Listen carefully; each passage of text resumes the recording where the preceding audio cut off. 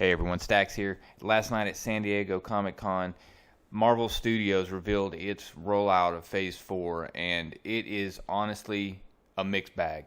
These announcements included both their theatrical releases that they have coming out, but it's also including the Disney Plus releases of their shows that are going to be on their new streaming service beginning in fall of 2020. Now, before I get started, I should also mention that several other announcements were made, including Captain Marvel 2, Guardians of the Galaxy 3, Black Panther 2, the hint at, or Fantastic Four was actually confirmed, and also a Blade movie was mentioned. Mutants were also hinted at by Kevin Feige, but there's nothing specific on the timeline that has anything mutant coming out in it. So no X-Men movie on the timeline as of yet. So what we're going to do is just go through each of the movies, discuss them, discuss the timeline on them, and discuss what we expect out of them. So the first one up is Black Widow.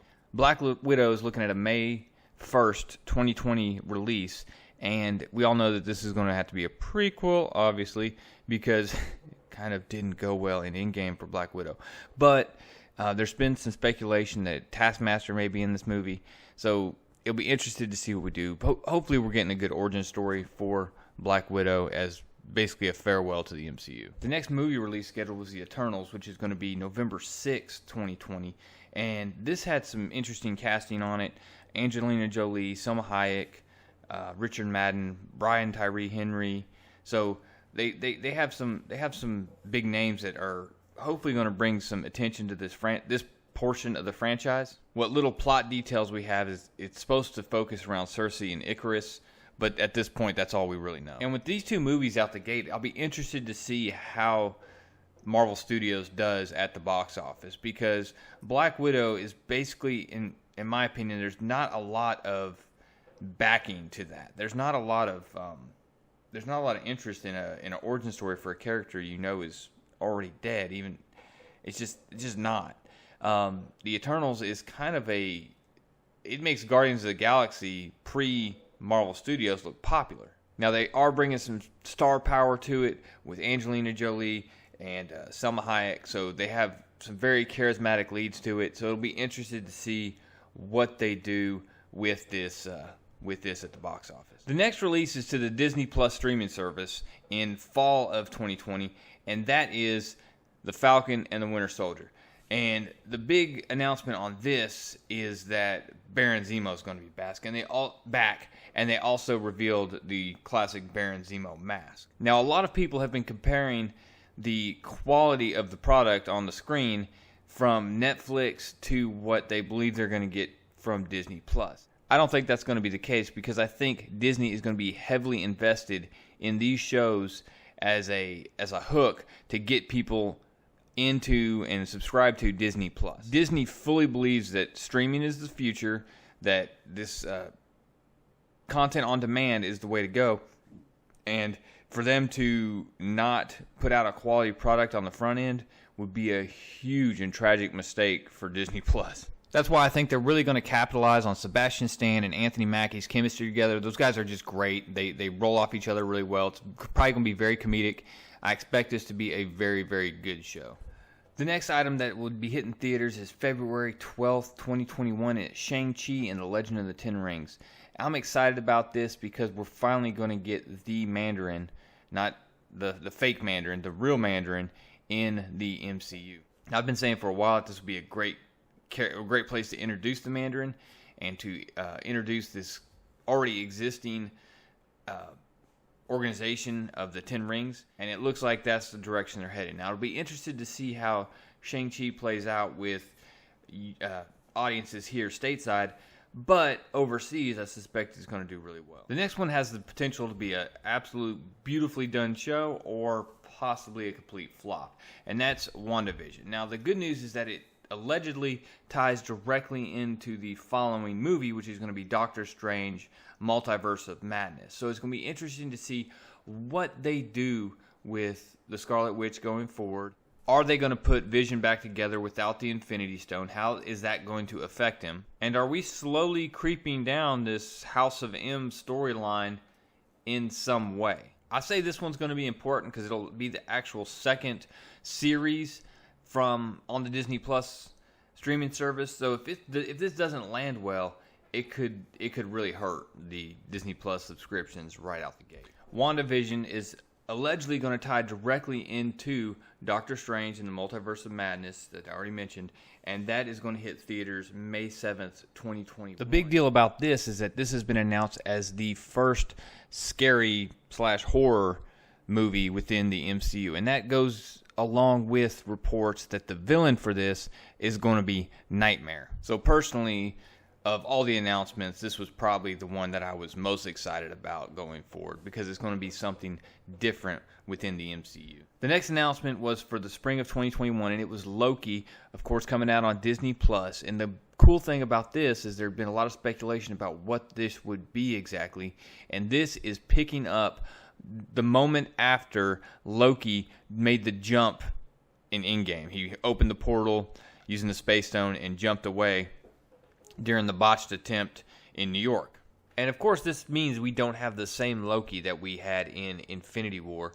We have Loki who is just post-Thor and post-Avengers. It'll be interesting based off the release date if this ties into the Doctor Strange Multiverse of Madness. But this is definitely one of the shows that has a ton of potential. But as good, or at least as interesting as some of these other titles are, then I have to hit you with Hawkeye coming out on Disney Plus in fall of 2021. So this series is going to focus on Clint Barton going through some of his time as Ronin, I believe, and him handing off the mantle of Hawkeye to Kate Bishop. Now, I listened to some other reports out there, and I'll tell you right now, there's some idiots out there saying that Kate Bishop is the better Hawkeye than Clint Barton. You people are insane, and you need to stop your pandering. Here's looking at you, Collider. And since now I'm getting a little salty, let's go ahead and talk about Thor Love and Thunder. While I do love the He-Man-esque vibe of the logo, everything else looks like trash. You have the She-King of Asgard making a comment that she has to go find her queen during the reveal of this movie. And then you also have them bringing Natalie Portman up on stage and handing Mjolnir to her. And the best thing that could have happened in this moment right now is as soon as Taika Waititi let go of it, it would have fallen through the floor and stubbed her toe. Nobody actually wants to see this. Everyone likes Chris Hemsworth as Thor. He is not unworthy based off the last movie. So going forward, you have to either get Jane Foster from the multiverse, pull her in from a different dimension, or you have to pull a Mjolnir in from another universe, because right now, Mjolnir does not exist in the 616 because it was destroyed. If you haven't seen my video on why I think they screwed up Thor so bad in Endgame, you can go check it out. I'll leave a link down in the description. The next movie is What If, and it'll be the first animated installment in the MCU. It is going to be on Disney Plus. Like I said, it is going to be animated, and it's going to be from the standpoint of Uatu the Watcher. So it could be a very interesting concept, a very fun concept. I'm not disappointed about this one, especially since it's Disney Plus. It's not going to theaters. A What If movie in theaters, I think, would just confuse audiences. But I think this could be fun on Disney Plus. The next and final one I'm going to talk about today is that they announced Blade. I'm excited about this one. I know a lot of people are disappointed they didn't get Wesley Snipes. I'm like, look, Wesley Snipes ain't no spring chicken.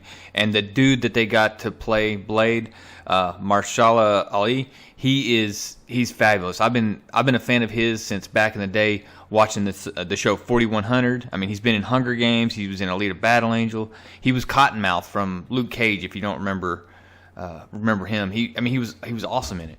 I think it was very good casting. I'm a big fan of his, so I'm interested to see what he can do as Blade and where they go with Blade. So we have all these new titles announced, and that's still, Guardians of the Galaxy Volume 3 is still out there. Black Panther 2 is still out there.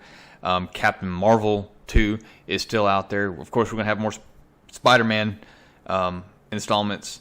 So there's a lot out there. I'm worried about where they're going with some of these titles, honestly.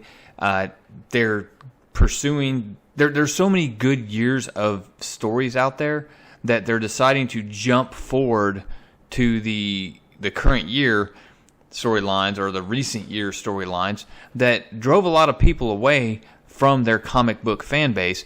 I got news for you guys. The same thing's gonna happen on the studio side of the house.